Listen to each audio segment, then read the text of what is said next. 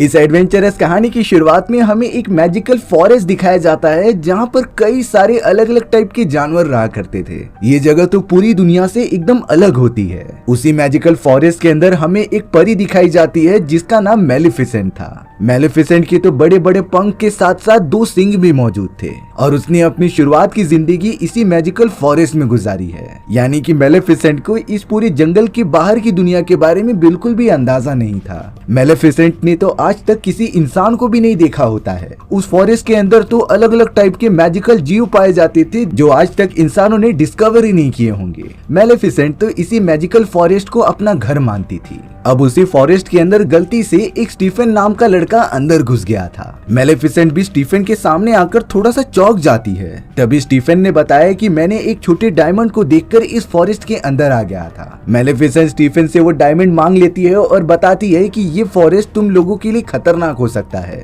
इसीलिए मेलिफिसेंट स्टीफन को लेकर उसके साम्राज्य की तरफ चली गई थी उसे सही सलामत छोड़ने के लिए। स्टीफन तो मेलिफिसेंट से बात करता है कि आगे चलकर हम एक दूसरे से मिल सकते हैं कि नहीं। मेलिफिसेंट भी इस बात के लिए राजी हो जाती है। लेकिन जब मेलिफिसेंट ने स्टीफन से हाथ मिलाया तो उसे एक जोर का झटका लगा था क्योंकि स्टीफन ने अपनी उंगलियों के अंदर लोहे की अंगूठी पहनी थी। मेलिफिसेंट की बॉडी लोहे की चीजों से बहुत ही ज्यादा कमजोर हो जाती, इसीलिए वो स्टीफन से ये सारी चीजें दूर रखने के लिए कहती है। अब देखते ही देखते उन दोनों के बीच काफी अच्छी दोस्ती हो गई थी। स्टीफन तो हमेशा मैजिकल फॉरेस्ट में आकर मेलिफिसेंट के साथ तरह तरह की चीजें खेला करता।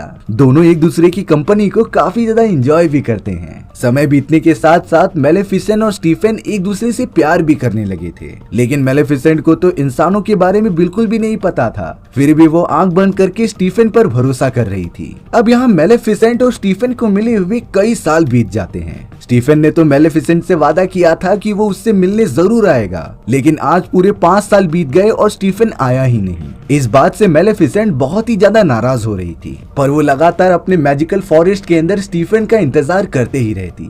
अब एक दिन पास वाले किंगडम का राजा अपनी पूरी सेना लेकर उसी मैजिकल फॉरेस्ट के अंदर जा रहा होता है क्योंकि उस राजा को पूरे फॉरेस्ट के ऊपर कब्जा जो करना था। लेकिन मेलिफिसेंट अपने फॉरेस्ट को राजा के हाथ में नहीं लगने देना चाहती थी, इसीलिए वो तुरंत अपने बड़े बड़े पंख खोलती है और राजा की सेना के सामने आकर खड़ी हो जाती है। उसने साफ साफ कह दिया था कि मेरे फॉरेस्ट पर कोई भी कब्जा नहीं कर सकता, लेकिन राजा तो कह रहा था कि मुझे तुम्हारी परमिशन लेने की कोई जरूरत नहीं। उसने तो अब अपने सैनिकों को हमला करने का आदेश भी दे दिया था। लेकिन मेलिफिसेंट जो एक परी है उसके पास काफी दैविक शक्तियां मौजूद थी। उसने तो अपनी पावर की मदद से मैजिकल फॉरेस्ट के अंदर मौजूद कई सारे सोल्जर्स को तैयार कर दिया जो कि पूरे दानव जैसे दिख रहे थे और अब उन सभी राक्षसों ने मिलकर राजा के सैनिकों पर हमला करना स्टार्ट कर दिया। सैनिक इतने ज्यादा डर जाते हैं कि वो अपनी जान बचाकर वहां से भागने लगे थे क्योंकि वो इन खतरनाक जीवों से बिल्कुल भी लड़ाई नहीं कर सकते। मेलिफिसेंट भी उन सैनिकों को डराते हुए वहां से भगा देती है। अब राजा जो बहुत ही ज्यादा घायल हो चुका था अपने किंगडम में वापस आने के बाद सभी को ये बताता है कि उस मैजिकल फॉरेस्ट के अंदर हमें कई सारी अनोखी चीजें मिल सकती हैं। और अब राजा ने तो प्रॉमिस कर दिया था कि कोई भी अगर मेलिफिसेंट नाम की उस परी को खत्म करके आएगा तो वो अपनी बेटी से उससे शादी कराकर पूरा किंगडम उसके नाम कर देंगे। किंगडम के सभी लोग तो उस फॉरेस्ट में जाने से डर रहे थे, लेकिन तभी एक आदमी सामने आता है जो और कोई नहीं बल्कि स्टीफन था। स्टीफन ने तो डिसीजन लिया कि वो मेलिफिसेंट को मारकर इस किंगडम का नया राजा बन जाएगा। इसीलिए अब इतने सालों बाद स्टीफन उस मैजिकल फॉरेस्ट के अंदर चला जाता है। मेलिफिसेंट ने जब इतने समय बाद स्टीफन को देखा तब वो काफी गुस्सा होने लगी। वो तो पूछ रही थी कि आखिर तुम इतने साल कहाँ गायब रहे। बट स्टीफन कोई बहाना बना लेता है कि मुझे कोई इंपॉर्टेंट काम आ गया था इसीलिए मैं यहाँ नहीं आ पाया।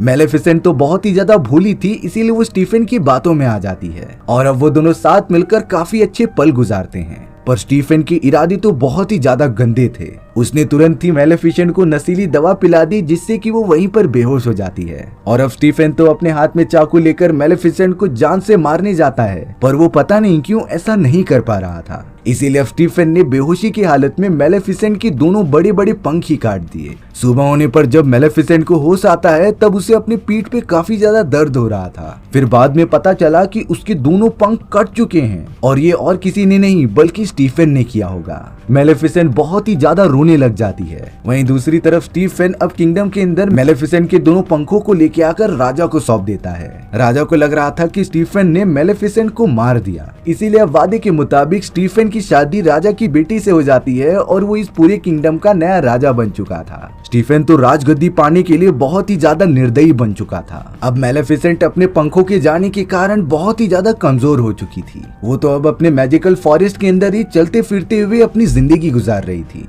तभी मेलेफिसेंट ने एक आदमी को देखा जो कि कौवे को पकड़ रहा होता है। मेलेफिसेंट अपने मैजिकल पावर्स की मदद से उस कौवे को एक इंसान में कन्वर्ट कर देती है, जिससे कि वो शिकारी डर कर वहाँ से भाग चुका था। वो कौवा जो कि अब इंसान बन चुका होता है, वो मेलेफिसेंट का शुक्रिया कर रहा था क्योंकि उसने उसकी जान जो बचा ली। और अब उस क्रो ने डिसाइड किया कि वो जिंदगी भर मेलेफिसेंट की सेवा करता रहेगा। वो क्रो तो मेलेफिसेंट के कहने पर किंगडम में जाकर स्टीफन की सारी चीजों पर नजर रख रहा था। मेलेफिसेंट को स्टीफन के बारे में ये पता चल गया होता है कि उसने ये सारी चीजें सिर्फ राजगद्दी पाने के लिए की थी, इसीलिए अब मेलेफिसेंट का इंसानों पर से पूरा विश्वास ही खत्म हो गया था। स्टीफन की राजकुमारी से शादी होने के बाद उनकी बहुत ही प्यारी बेटी होती है और अब सारी किंगडम के लोग स्टीफन की बेटी को आशीर्वाद देने के लिए उसके पास आ रहे थे। लेकिन चौंकाने वाली बात होती है कि उन सभी के अंदर अब मेलेफिसेंट भी शामिल हो चुकी थी, जो स्टीफन की बेटी के पास आकर अपना कुछ जादू करते हुए कहती है कि तुम आगे चलकर बहुत ही ज्यादा खूबसूरत होगी, लेकिन 16वें जन्मदिन पर तुम्हें एक सुई चुभेगी और तुम उससे श्राप होकर हमेशा हमेशा के लिए सो जाओगी।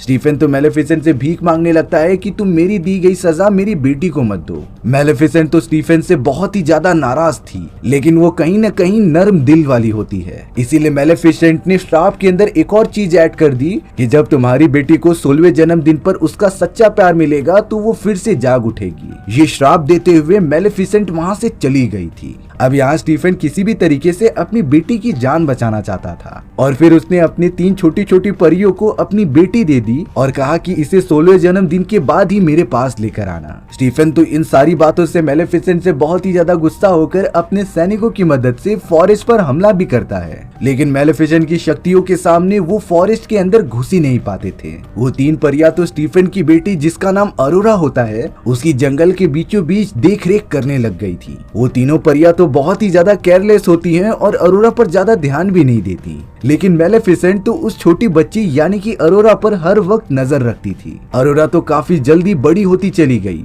मेलेफिसेंट तो अरोरा की हर वक्त मदद करती थी और उसे बचाती थी, क्योंकि वो अरोरा को अपनी छोटी बेटी की तरह मान रही होती है। अब यहाँ अरोरा पूरे 15 साल की हो चुकी थी, यानी कि मेलेफिसेंट द्वारा दिया गया श्राप कंप्लीट होने के लिए सिर्फ 1 ही साल बचा हुआ है, जब अरोरा का 16वां जन्मदिन आएगा। अब अरोरा जंगल में घूमते हुए उस जगह पर आ जाती है जहाँ से रास्ता ब्लॉक किया गया था मेलेफिसेंट ने। अरोरा के मन में भी जिज्ञासा होने लगती है कि इन सारी चीजों के पीछे है क्या। वो भी देखना चाहती थी कि मैजिकल फॉरेस्ट के बाहर कौन सी दुनिया मौजूद है। तभी अरोरा को वहाँ से कुछ आवाजें आने लगी, इसीलिए वो कहती है कि जो भी है तुम मेरे सामने आ जाओ। वहाँ पर और कोई नहीं बल्कि मेलेफिसेंट थी जो अरोरा को देख रही होती है। अब मेलेफिसेंट तो अरोरा के सामने आकर खड़ी हो गई। अरोरा तो मेलेफिसेंट को देखते ही कहती है कि आप तो वही औरत हो जो बचपन से मेरा ख्याल रखते आ रही है, लेकिन आप कभी मेरे सामने क्यों नहीं आई? मुझे लगता है कि आप मेरी गॉड मदर हो जो हमेशा मेरी प्रोटेक्शन करेगी। मेलेफिसेंट ने जब अरोरा से ये सारी बातें सुनी तो वो बहुत ही ज्यादा खुश हो जाती है। वो तो अब अरोरा के साथ खुलकर उस मैजिकल फॉरेस्ट के अंदर रहने लगी। कुछ समय के अंदर अंदर मेलेफिसेंट को एहसास हो जाता है कि अरोरा काफी अच्छी है और वो उसके साथ हमेशा रहना चाहती थी। मेलेफिसेंट किसी तरीके से कोशिश कर रही होती है कि उसका दिया गया श्राप वो खत्म कर दे। हालांकि उसने अपना श्राप वापस लेने का ट्राई किया, बट ये गहरा श्राप काफी साल पहले दिया गया होता है और अब उसे वापस नहीं लिया जा सकता, क्योंकि अब श्राप को पूरे होने का समय काफी पास आ चुका था। मेलेफिसेंट बहुत ही ज्यादा निराश हो जाती है क्योंकि 1 साल के अंदर अंदर अरोरा पूरी तरीके से बेहोश होकर कोमा में चली जाएगी और इतने कम समय में उसे अपना सच्चा प्यार भी तो नहीं मिल सकता। अगले दिन जब अरोरा और मेलेफिसेंट एक दूसरे से बातें कर रहे थे, तब अरोरा मेलेफिसेंट से सवाल पूछती है कि आप तो परी हो तो फिर आपके बड़े बड़े पंख कहाँ गए? मेलेफिसेंट थोड़ा डिसअपॉइंट होकर कहती है कि मेरे भी बड़े बड़े पंख थे, लेकिन किसी बुरे आदमी ने मुझे धोखा देकर मेरे पंख ले लिए। अरोरा समझ जाती है कि मेलेफिसेंट काफी उदास है, इसीलिए वो मेलेफिसेंट को सपोर्ट भी कर रही थी। अरोरा कहती है कि जब मेरा 16वां जन्मदिन होगा तो मैं तीनों परियों से कहकर आपके पास हमेशा के लिए रहने आ जाऊंगी, जिससे कि हम दोनों साथ में इस मैजिकल फॉरेस्ट के अंदर काफी मजे से जिंदगी गुजारेंगे। बट यहाँ मेलेफिसेंट को पता था कि ऐसा बिल्कुल नहीं होने वाला। वो तो सिर्फ चाह रही थी कि जल्द से जल्द अरोरा को अपना सच्चा प्यार मिल जाए। अब अरोरा फॉरेस्ट में मौजूद एक नदी के किनारे खड़ी हुई थी। उसी जगह पर अचानक एक बहुत ही हैंडसम राजकुमार आ जाता है।